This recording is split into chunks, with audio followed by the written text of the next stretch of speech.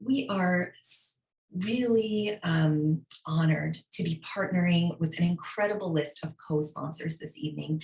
We are grateful for their help getting the word out about the Bedrock Rights film, and also for the many years of work they've been doing to imagine and fight for a healthier, more just world. We are putting links to these organizations in chat so you can learn more about the vital work they are doing. Thank you to 350 Seattle, 350 Vermont, Alaska Institute for Justice, Beyond Toxics, Center for Humans and Nature, Coalition to Protect New York, the Permanent Peoples Tribunal, the Post-Carbon Institute, Protect the Bush Alliance, Rogue Climate, and the School of Law at Queensland University of Technology.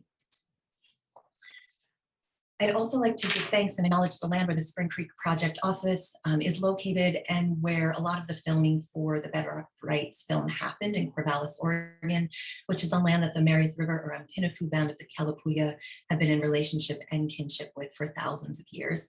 And of course, that relationship continues today with members of the Confederated Tribes of the Grand Ronde Community of Oregon and the Confederated Tribes of the Siletz Indians.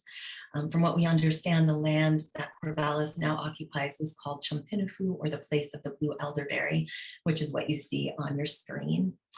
If you'd like to find out more about the history of the place where you live, the Native Land Mapping Project is a really wonderful starting place, and we are putting that link in chat. We have a short program planned for you this evening. First, I'll welcome our special guests, Sandra Steingraber and Mary Wood, for a conversation about human rights and fracking.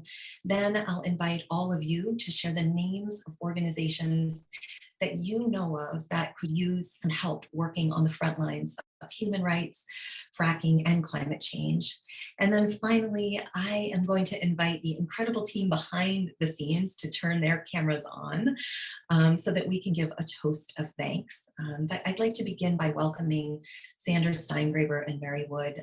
Sandra is a biologist, author, and anti-fracking activist who serves as senior scientist for the Science and Environmental Health Network. I think possibly today, that is official. She is an expert on human health impacts of environmental conditions, especially related to fracking. She co-founded New Yorkers Against Fracking and serves as science advisor to Americans Against Fracking. She is the author of several books, including Living Downstream. And Mary, I will also invite you to turn your camera on. Mary Wood is the Philip K. Knight Professor of Law at the University of Oregon and is faculty director of the law school's nationally acclaimed Environmental and Natural Resources Law Center. She's an award-winning professor and co-author of leading textbooks on public trust law and natural resource law.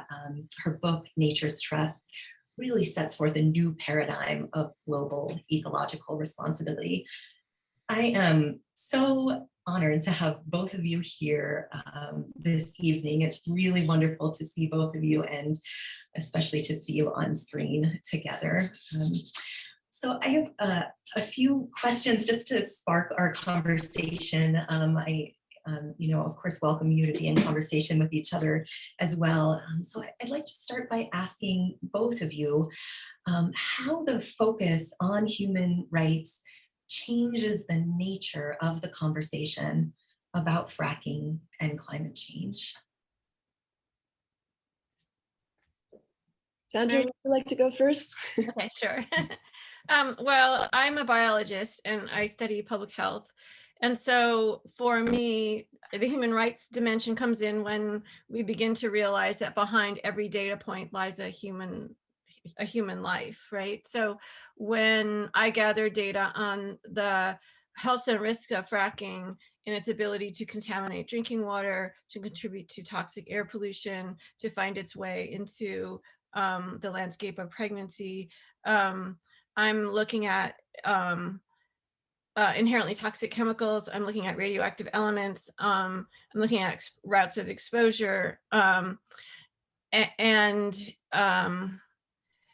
the evidence for harm, when people are harmed, that's a violation of their human rights for all the reasons we just saw in the film.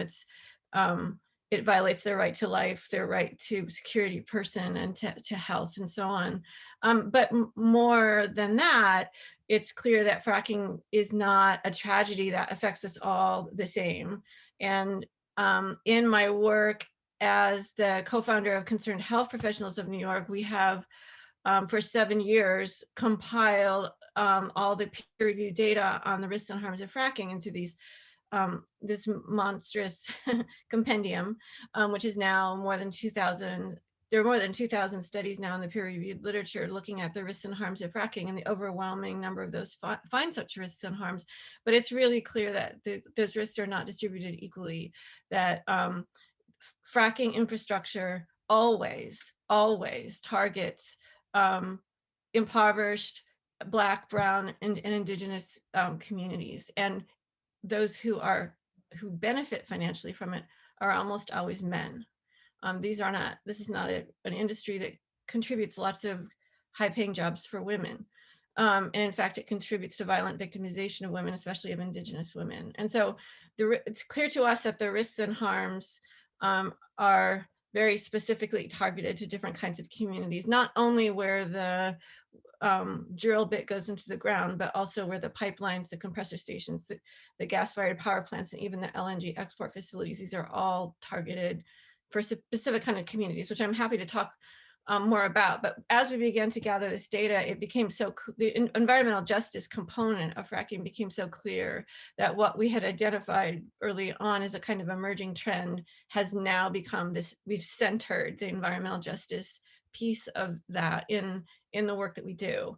And then I'll just wrap up by saying that, yes, I just recently retired from my 57 years of being in the classroom from age 5 up to age 62. And now I retired last week from Ithaca College and am now, as of yesterday, working full-time as a senior scientist at the Science and Environmental Health Network.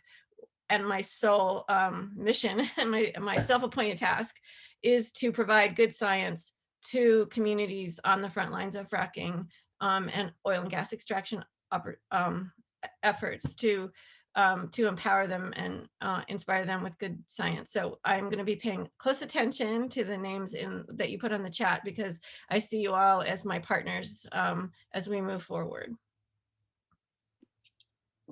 Well, let me first start by expressing my gratitude to everybody who put the film together. It was just an amazing film, and also to Sandra for her incredible work over the years on this. I'm really excited about your new position. So the question from a legal perspective is, what does human rights bring to the fight against fracking? And I think it is profound what it brings. We must take a step back and understand that everything Sandra has described and everything in the movie, the film, mind-blowing as it is, every single part of it was permitted by our environmental statutory laws. So many people think that environmental laws to protect the environment. And it did start out this way. The Clean Air Act and the Clean Water Act and all these acts were passed to protect the environment over half a century ago. They have been commandeered by industries. And so agencies, more than not, are captured by the very industries that they're supposed to regulate.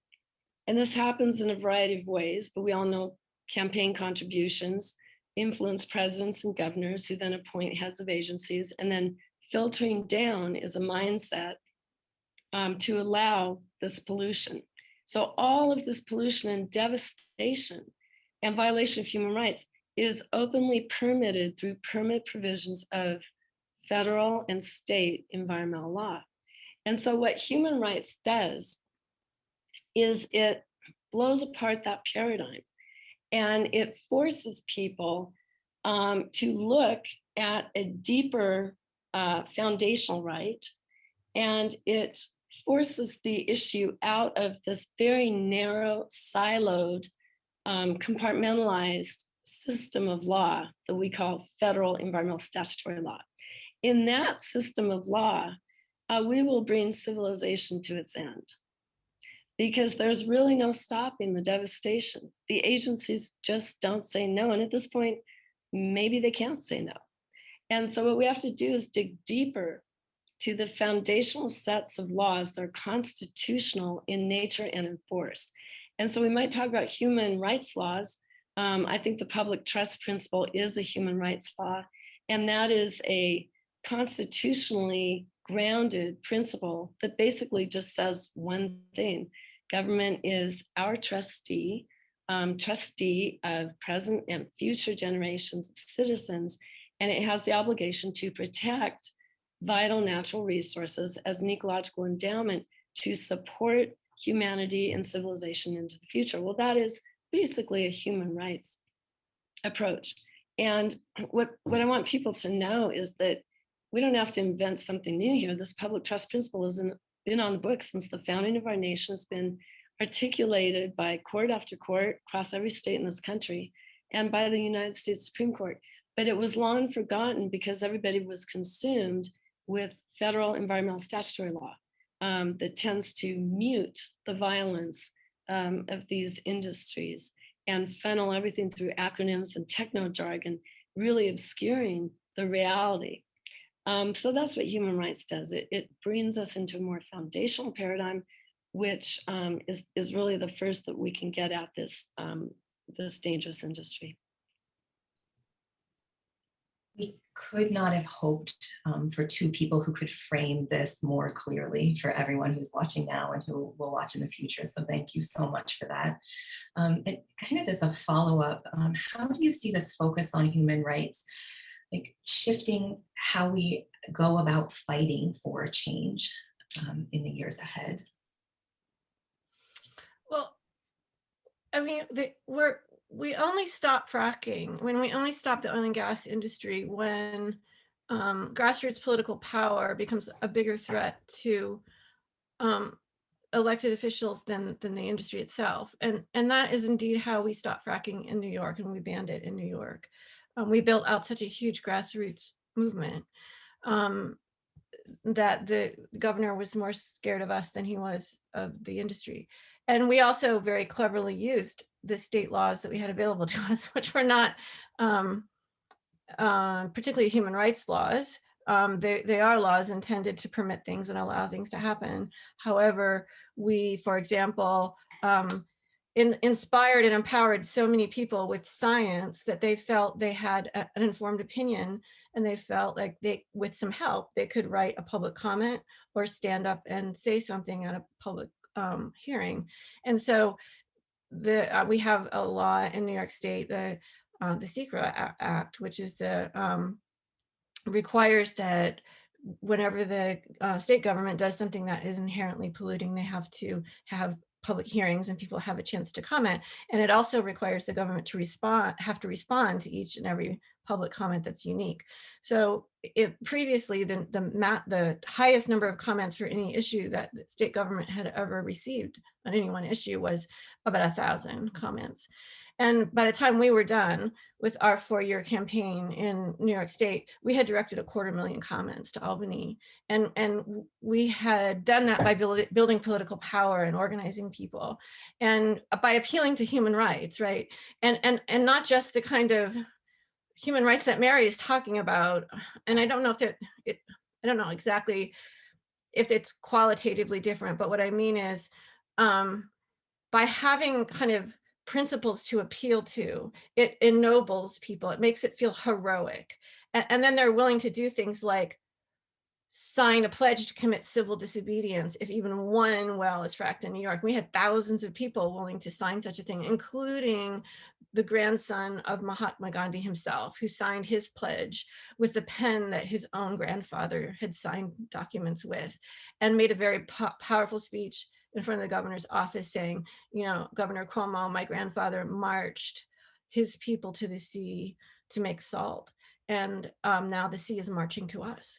And so we were appealing to another big human rights movement, the civil disobedience movement that won India their independence from colonialism in our movement. And so there are these principles that I think make people feel like they're they're getting on the bus at 3:30 in the morning, they're risking arrest, or in my case, doing fairly lengthy jail sentences for these reasons that we're willing to lay down our lives for in some cases. And then that kind of catches the attention of the media and makes this movement a signal that's sent out to the world and puts elected officials kind of on notice. So I see the data, scientific data and evidence for harm making the case for a human rights approach. And then once the case is made, the human rights approach itself can help build grassroots political power. That it's really the engine that of confrontation that will dismantle the industry. So my metaphor that I always come back to is I grew up as the adopted daughter of a World War II veteran, and I carry his name, Wilbur Steingraber's name, proudly. He almost certainly had what we would now call PTSD because he had to go off and fight the Nazis at age 18, right? And so I grew up with a dad who was kind of explosively angry and fearful of going out after dark because of snipers, and fearful of bags in the road, like paper bags that might blow across the road because of unexploded ordnance and things like that. So he wasn't an easy man to live with. But what he did to kind of calm his own demons was, one, he read Rachel Carson's Silent Spring and had an organic garden, which is interesting. But the other thing is that he embroidered. So he would embroider these kitschy pictures of big-eyed children and puppy dogs and flowers, like the world that he wanted to live in that was safe. And he did this very skillfully with embroidery thread. And I learned to sew at the hands of my father. And then ended up becoming, like doing animal surgery, which is how I put my sewing skills to work. But I have come to believe, because of these childhood memories, that science is like this pile of embroidery thread that all by itself, the data just sits there, these skeins of colorful yarn, and they don't really do much. But if you thread the embroidery skeins through the needle of the law, then you can create a picture of the way the world that we want to live in, the world that's safe for us, that respects our human rights and our security of person and our right to health and so forth. So we can bring the science to the law, and together law and science are extremely powerful, especially if the image we're creating is an image that is sanctifying and ennobling human rights. That is so inspiring. And I think I would follow it by saying, what I try to urge people to think of is, I love the embroidery, but what I urge people to think of too is that the law has all these permits that industries have to jump through to get a big project going. And ultimately, fracking at the fracked site is connected to a very big scheme of transportation and often export. So you're talking about an entire industry that is dependent on this infrastructure and often export, which means projects and permits. And in any given big project, like the Jordan Cove project proposed for the coastline of Oregon, for instance, any big project like that requires about a dozen permits on the federal, state, and local level. Now, at each playing field, the public is there, but the public has not been present until very recently, the last few years. And when the public is there and fighting for this legacy, for these human rights and this endowment, they can win. They can win. If there's a dozen playing fields, and government's the umpire, of course, and it's the public against industry, if there's a dozen playing fields, the public only has to win on one to stop a project. The industry has to win on every single one. And so what happened with environmental law is the public became very passive. And films like yours and the work that Sandra does and Spring Creek Project brings all of this out into the open. And the public starts feeling like this is insanity and brutality. And the public will speak and write and thread that science needle through the legal mechanisms. And so I just urge people, become inspired. Don't become demoralized by this huge structure of environmental law. Use it and even challenge it. Know that the agencies are your trustees. They're not just bureaucrats. They hold this really sacred ecological endowment in trust, and their constitutional duty is to protect it for the future. And so if you go into hearings viewing them as trustees and holding them accountable to fill their fiduciary obligation to protect these vital natural resources, then you will not be channeled into those, rabbit holes of environmental law, which is what industry wants. Industry wants the comments to be very confined to the particular issue at hand. You can break out of it. Just express the moral outrage of this. And that is how the public gains power. I think Tom said it very well in the film. He said, bring truth, view this as a public truth-telling matter. If you can do that in legal proceedings, suddenly those playing fields shift. And that's what we've seen along the Pacific coast of Oregon and Washington, that federal, state, and even local permitting agencies are starting to turn away from these huge export projects, many of which depend on fracked gas. You two bring so many decades of experience working on these front lines, and that I wanted to ask you, how could each of us be helpful? But I think you both just answered that so beautifully. And so perhaps I'll end with a forward-looking question to both of you about what are you noticing about human rights appeals in courts these days, or what do you see on the horizon? And maybe where people could get involved, or just what are you looking out at on your horizon? Well, let me just raise, so many ways to answer that. I'll just raise an issue that didn't happen not to appear in the film, but because it's Pride Month and as a gay woman, I want to say that fracking is not only systemic racism, it's not only misogyny, it's not only genocide against Indigenous people, it's also hate against people who are queer. And that's just very plain in the fracking fields of the United States.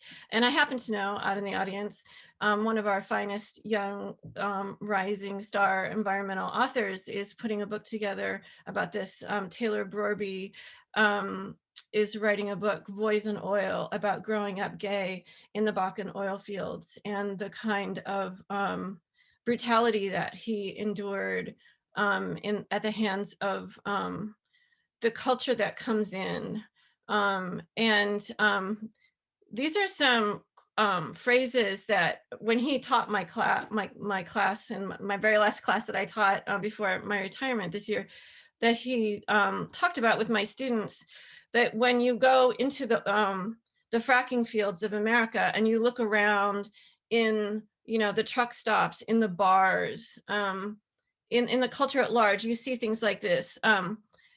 Phrases like, people wearing t-shirt signs that say things like going deep and pumping hard, frack that hole, drill baby drill, a coffee hut called Bakken Babes Breast Coffee, big cock country.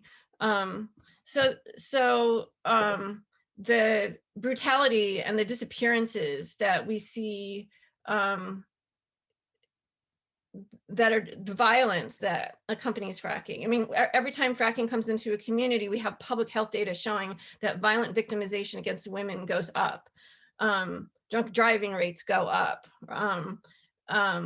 Rape, sex trafficking go up.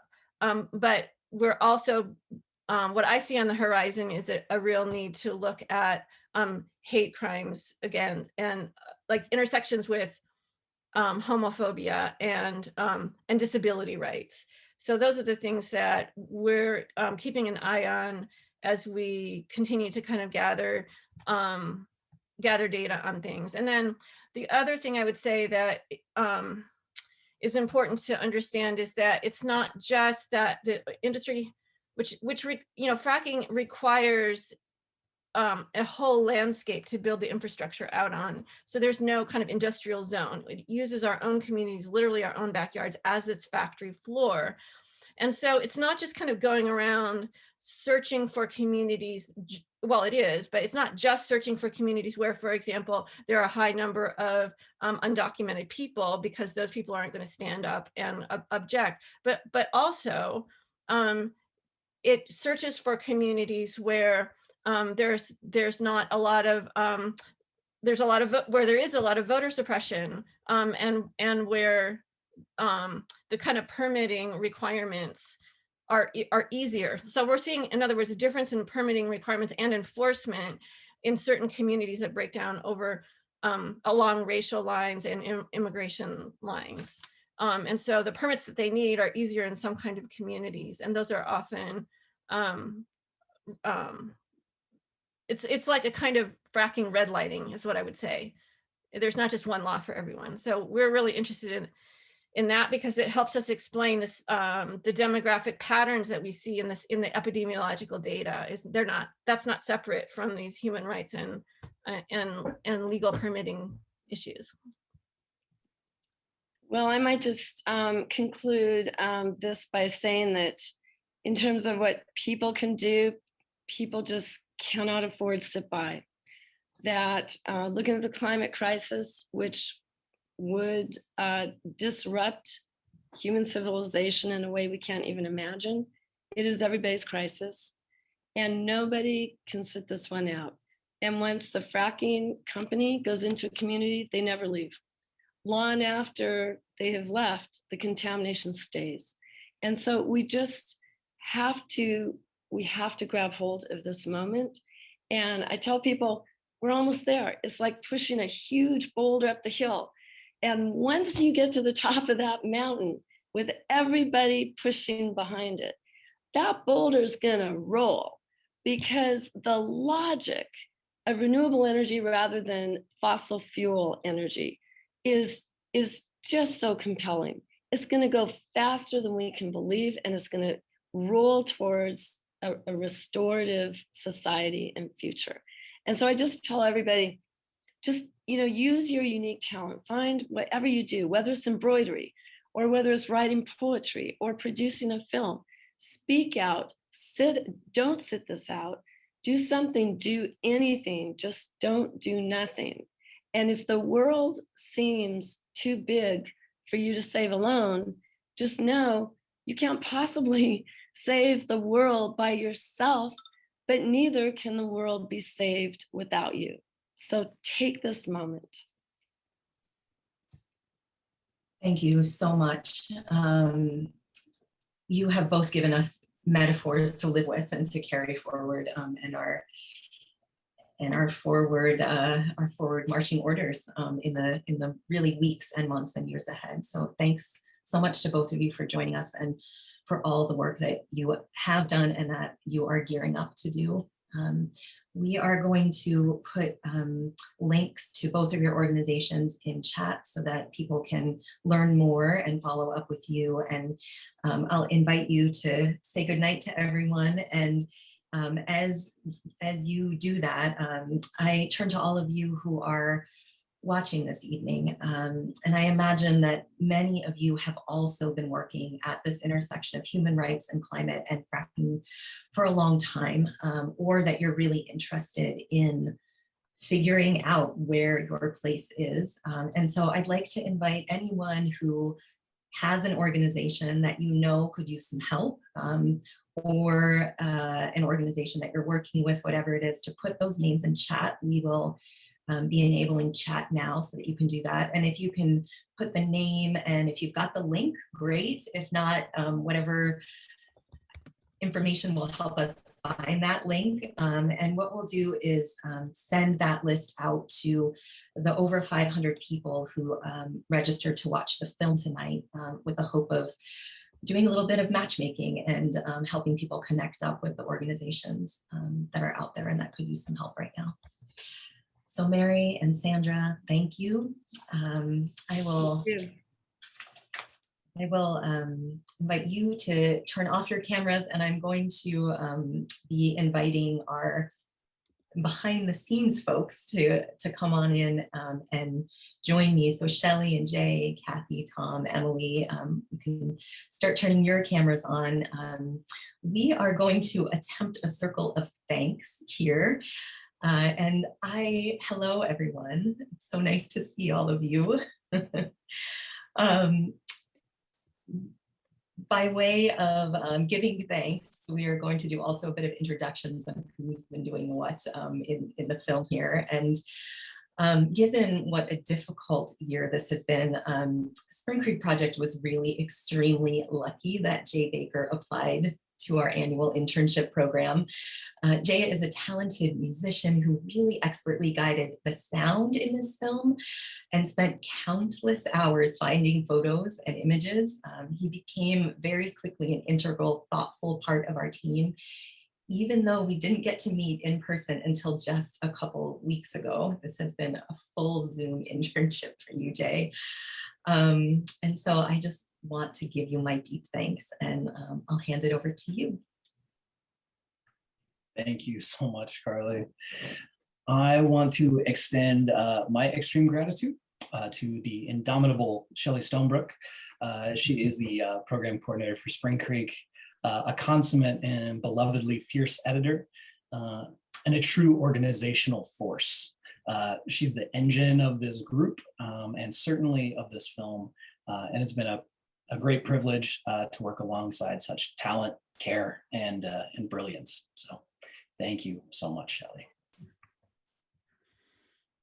Jay, oh my gosh.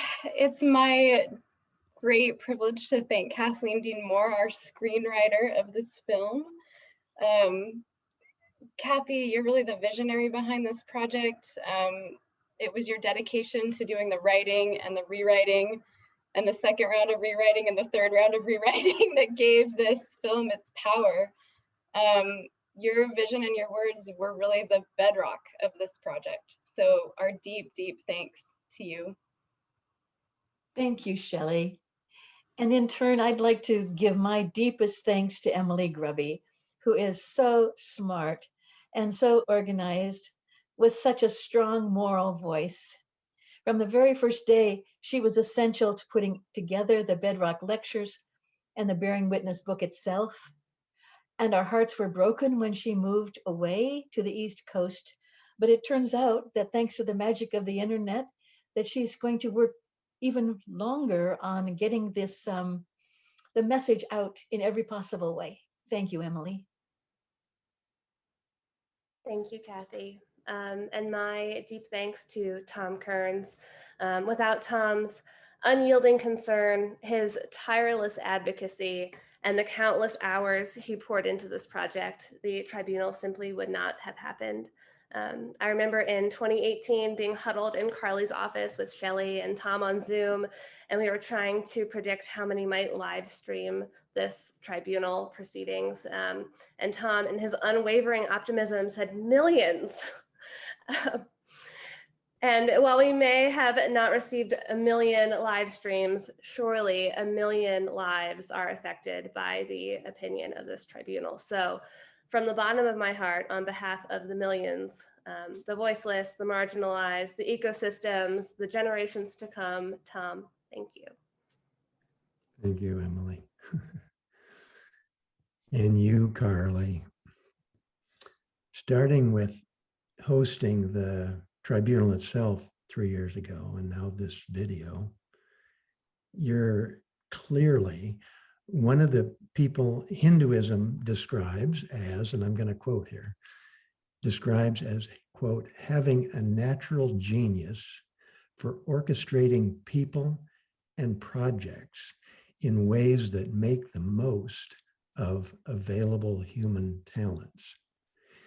So you had a lot of high quality human talent to work with here, but even globally recognized human talents don't work well together unless they've got good orchestration. And you do that in a way that makes the players who are being orchestrated really respect the gift that you have and just plain enjoy working with you.